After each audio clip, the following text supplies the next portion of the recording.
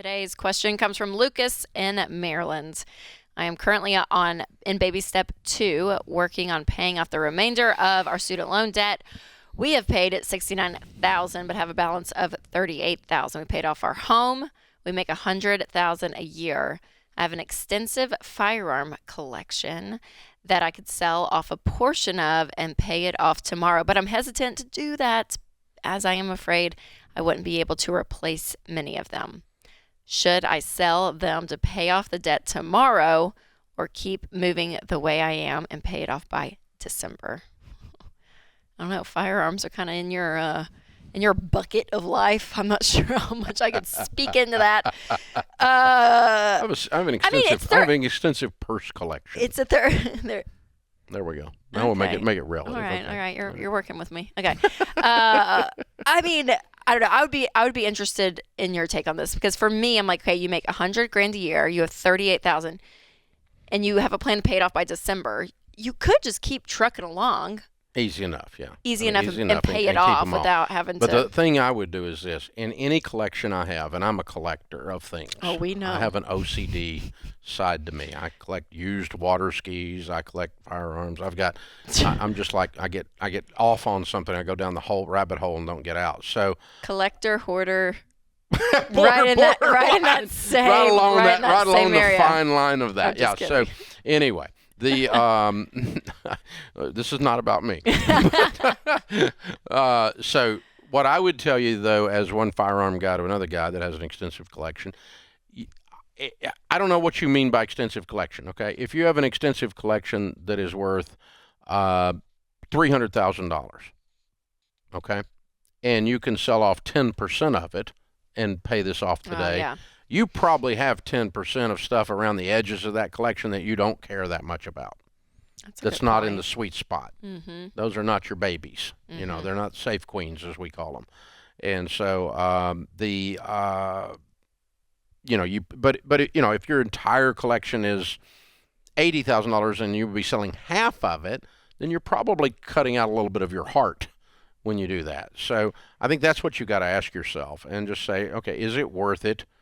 Is there some of these items that I care more about being out of debt on than I do the other way? I will tell you this. If the numbers were different, if it was going to be an extended period of time, yes, I don't care. 3 years. Yeah, I'd be selling your stuff, man. Yep.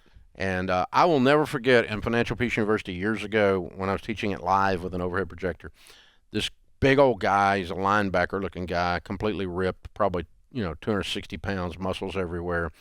Blonde-headed guy, country boy. He and his little bitty nurse wife were sitting there, and she starts telling the group what her husband had done to get out of debt, and she's just crying. Mm.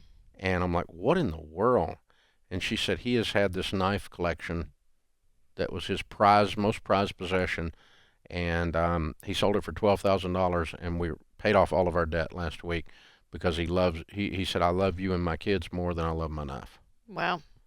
And what that spoke to her, that it just screamed at her, I love you. Mm-hmm. And the whole place is just like giving him a standing ovation, because that's a man. Yeah. That's a grown up who will sacrifice for the good of their family, just stuff. for their future, and it's just stuff. Yep. So in that sense, if these numbers were different, Lucas, I would be putting you in that category and saying, dude, sell your guns. Yeah. Sell your guns. Mm-hmm. They're just guns. I mean, it's just fun.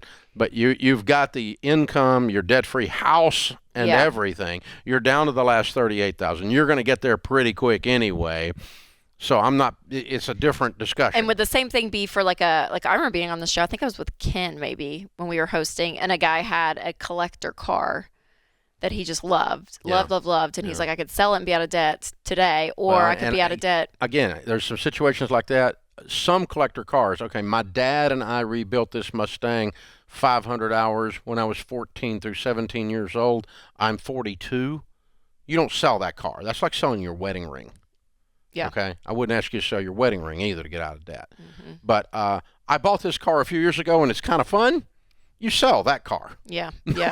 If you've got yourself into a mess, because you gave up the right to own something like that because you'd already spent the money. Yes. And so, yeah, but there's some things that have some nostalgic value. Or if in this firearms collection was a musket from his great grandfather that he used, to protect the fort or what, I don't know, that whatever you don't sell that gun. Okay, that's a family heirloom.